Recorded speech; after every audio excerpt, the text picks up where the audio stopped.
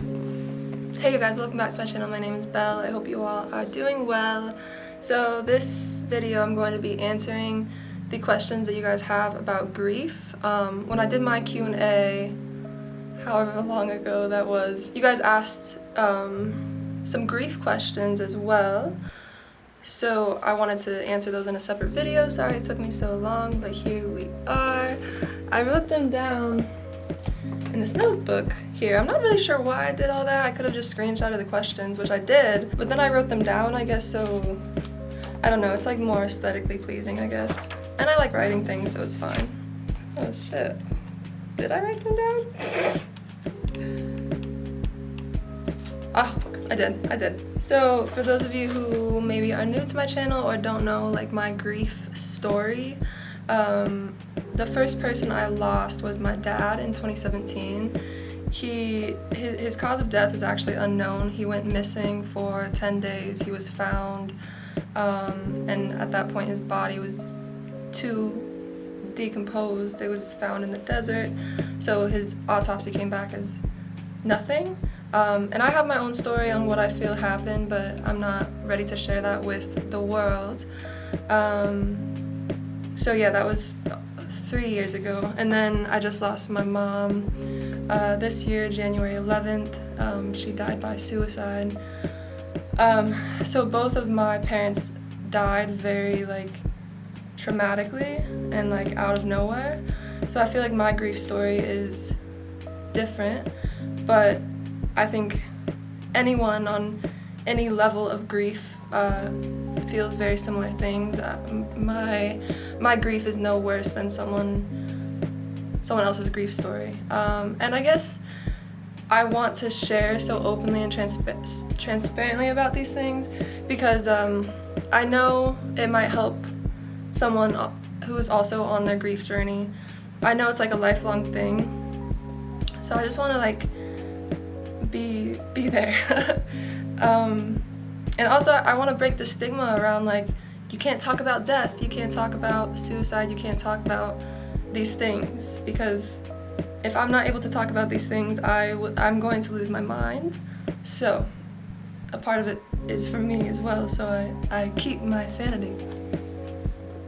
I just listened to this song the other day and it was something like my sanity has gone insane. I liked it. That's strong ass tea. I think it's been like a month since I read these questions. Is my hair like, excuse the bowl cut? It's a vibe, but excuse it. I haven't read these questions in over a month, so these answers are going to be very fresh. If you have your own insight on any of these questions, please comment down below. Obviously my perspective is not the only perspective. Everyone's grief journey is very different. So, okay.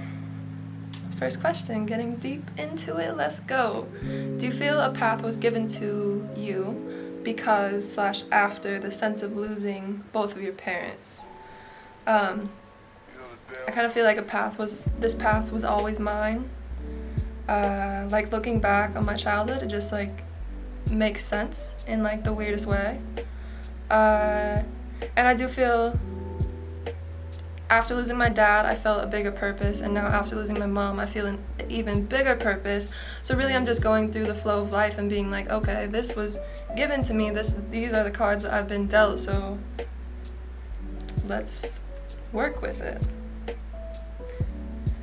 What are your thoughts on what happens after we die? Are you afraid of death?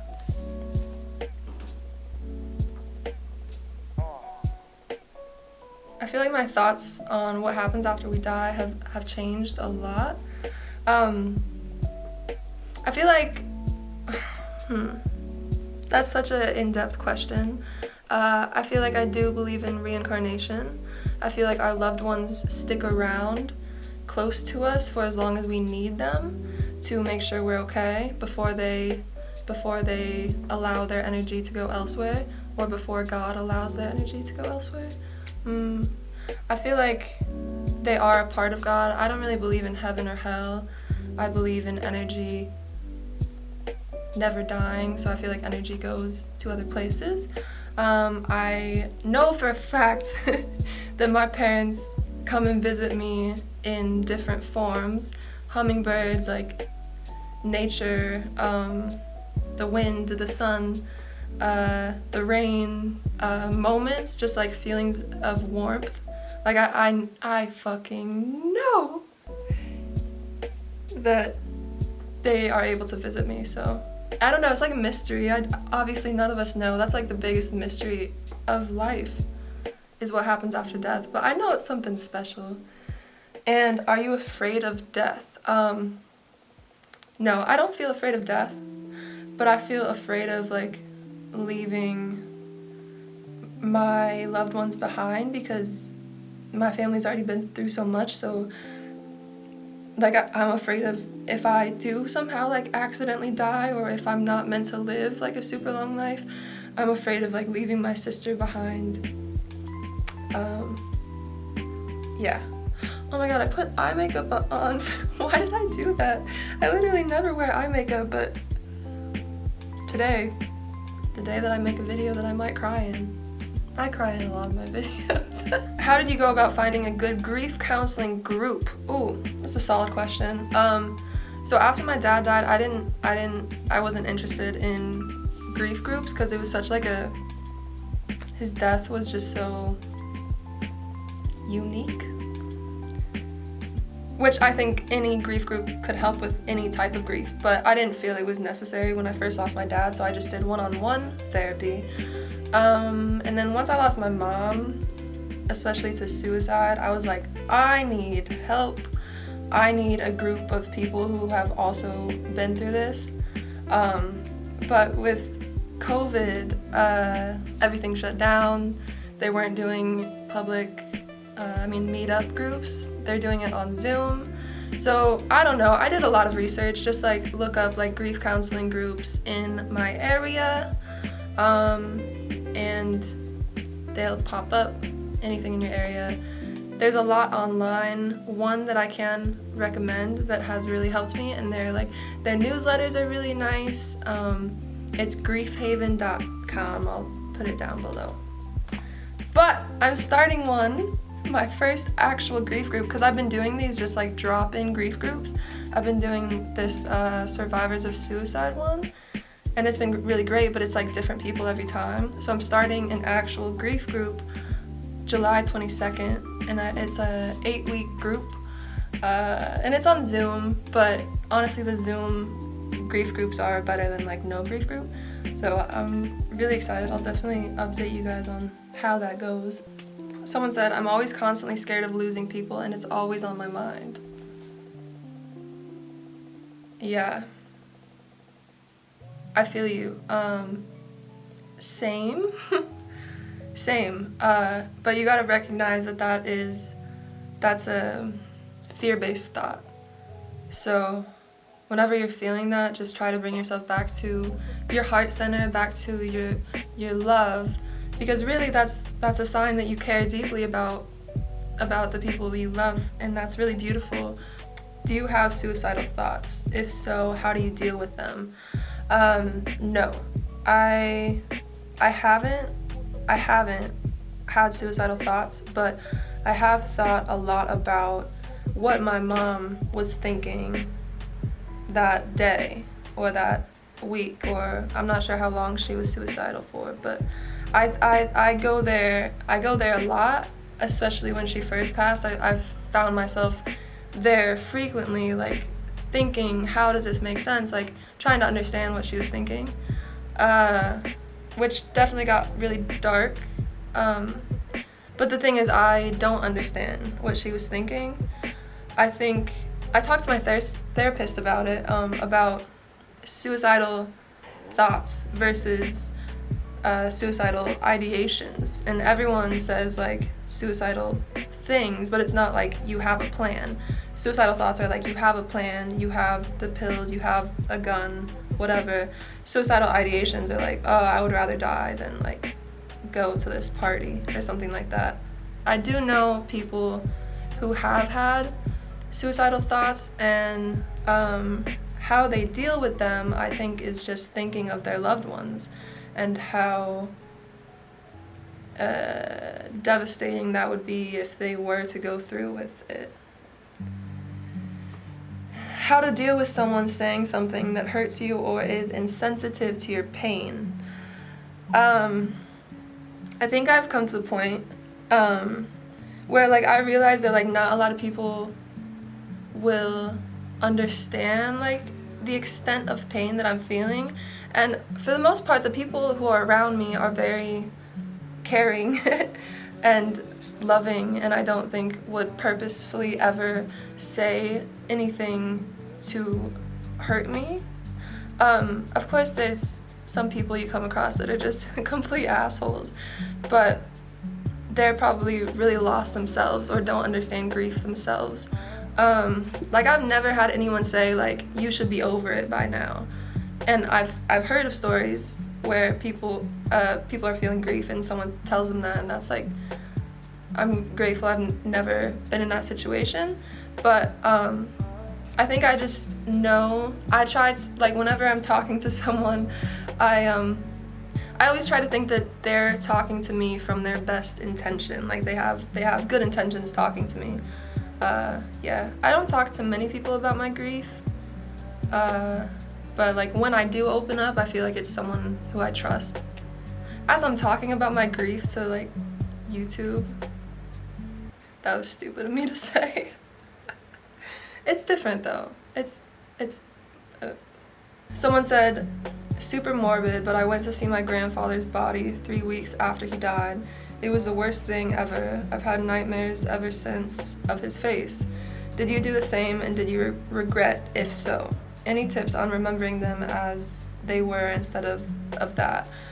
That is something I've heard a lot of horror stories from my loved ones, which is why we didn't do that with my mom or with my dad, but my dad's, that was like not, that would have been like the worst thing to do.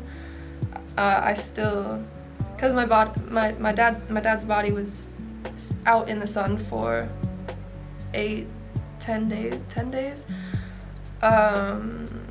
So his body was like 80 pounds, and I have, it doesn't even really make sense to say, but I have PTSD from just thinking of what he looked like, so I can't imagine actually seeing what he looked like. And that's something the day after my mom died we were discussing, because her body was still looked okay.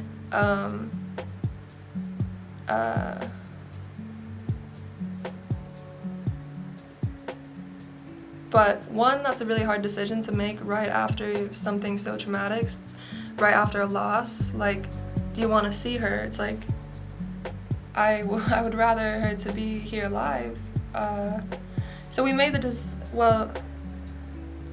they actually embalmed her, or I don't really know how it works, but she was like, her body was able to be preserved for like 7 days, so we would have to like all fly out to Pennsylvania, create this memorial for her, and that's like not something any of us felt up to doing so quickly.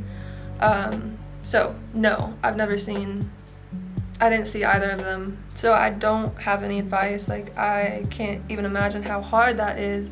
I think if I were in your position, just try, every time you have an image of his body, just try to replace it with a happy memory you have with your grandfather, or slowly replace those morbid thoughts with like loving memories, and it'll slowly disappear. Probably it will take a long time, but okay. When you have bad days, how do you bounce back from it and go back to being positive? When I'm having heavy grief thoughts, I just allow myself to feel those grief thoughts, and if I feel I need to talk to someone, I'll talk to someone. If I feel I need to cry, I'll cry. I don't really feel good or bad days anymore. It's kind of like a mixture. I have a lot of like roller coaster thoughts throughout the day, but I think I bounce back just by coming back into love and caring for myself, even though it's hard to do sometimes.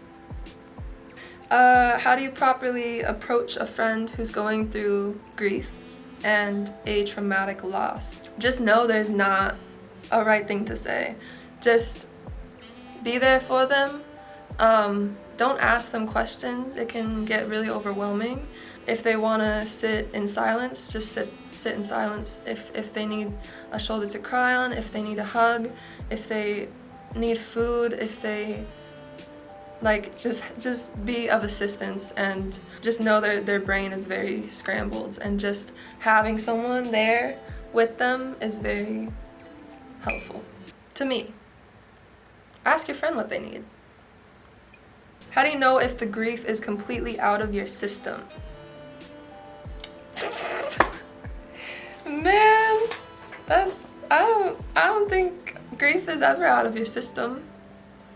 I feel like you just learn to grow with it, and yeah, I don't know. Ask me that in like 10, 20, 30, 40 years.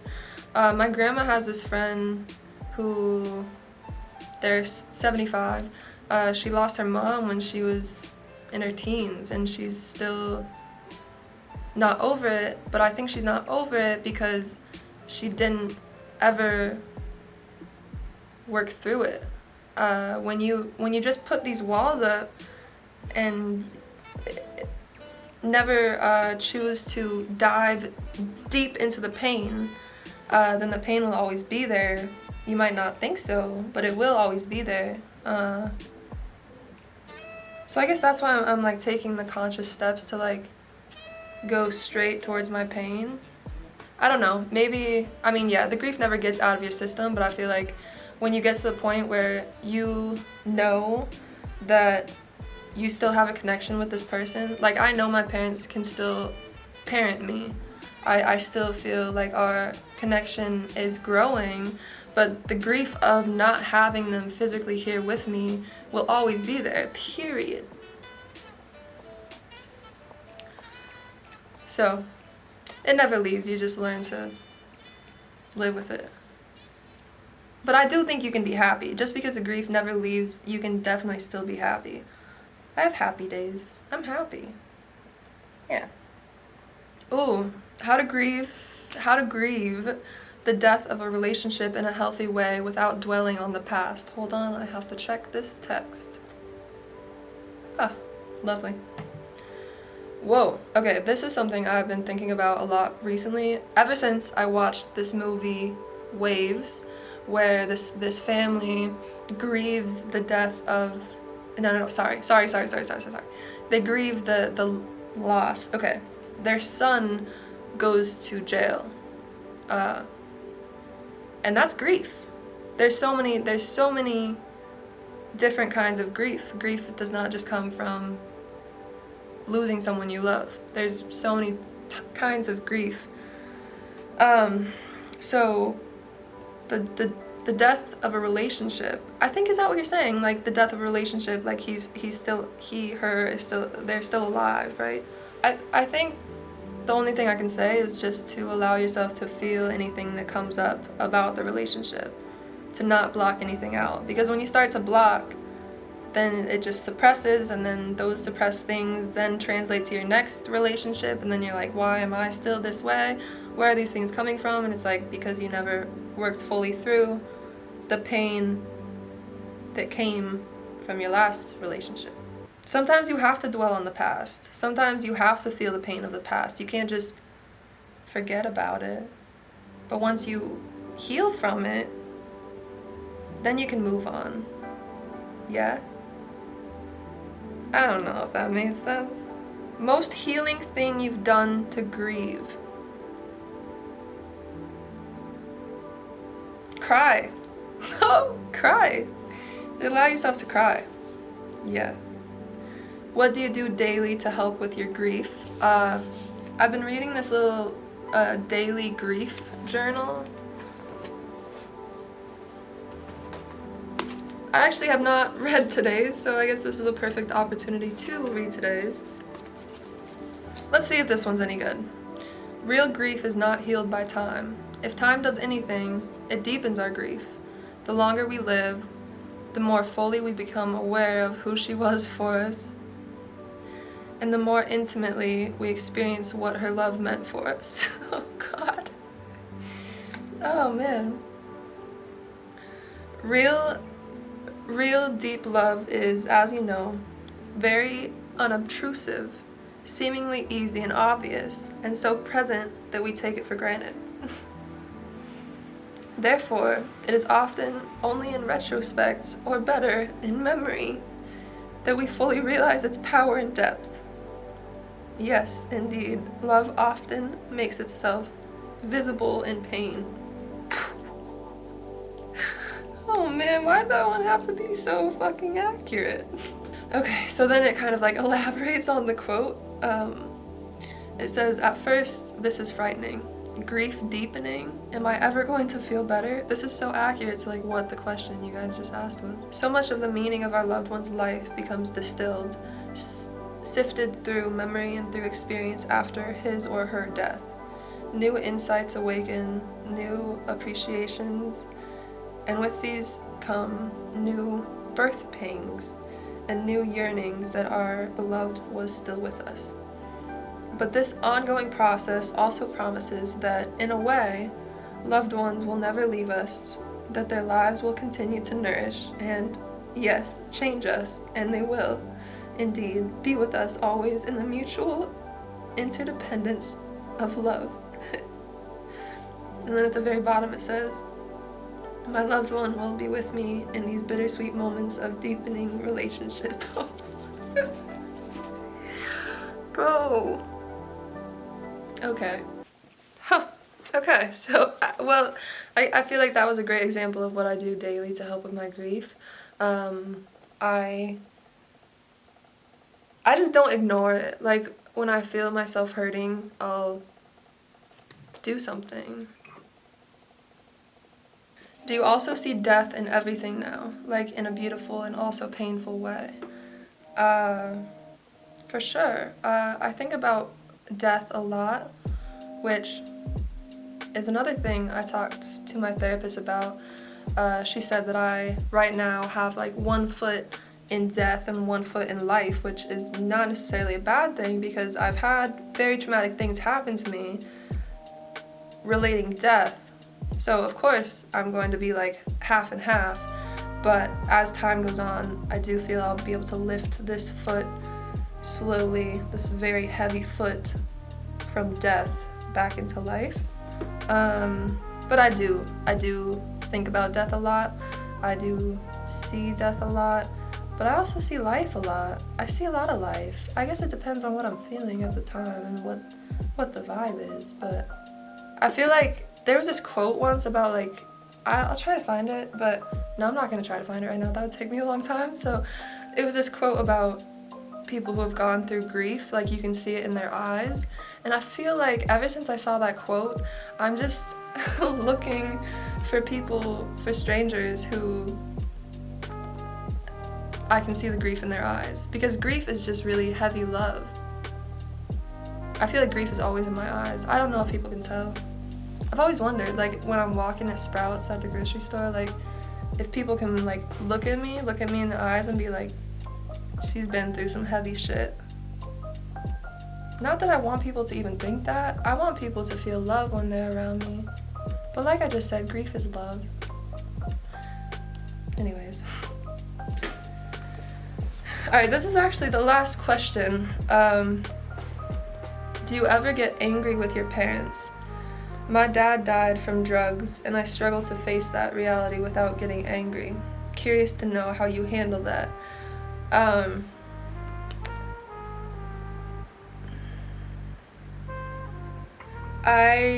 I can relate because towards the end of my dad's life, he was drinking a lot. And obviously with my mom taking her own life, I've heard a lot of survivors of suicide express their anger, like in the grief groups that I've done, but I have never been an angry person. I've always felt deeply, but I don't think I've felt anger. I've just felt a lot of like empathy for what my parents went through, because both my parents went through a lot in their lives, and I feel like they weren't ever given the tools to not suppress those things and how to work through like past trauma. I feel that they were never given those tools. So who am I to be mad at my parents who loved me very deeply? I loved them very deeply, and they made a lot of mistakes, but I feel like I understand like their perspective in a sense. I can never understand it fully, but my parents were human, and they would never like purposefully leave me. I know that. I feel like maybe I felt a little anger with my mom, but I couldn't tell if I was angry at God, if I was angry just at life, if I was angry at myself for not seeing any signs, for not saying the right things. But that anger, shame, guilt on like a scale of vibrations and frequencies, that's like at the very bottom. So be really, really careful about the anger you feel for your dad. I mean, see where the root of it is. Like, are you angry at yourself?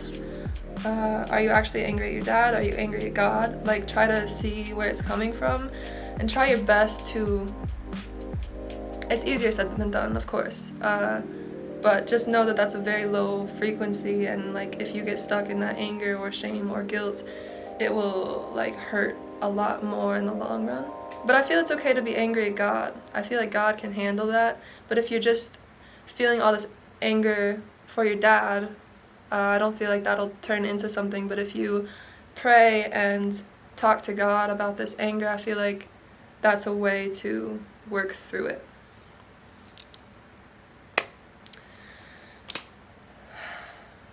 Okay.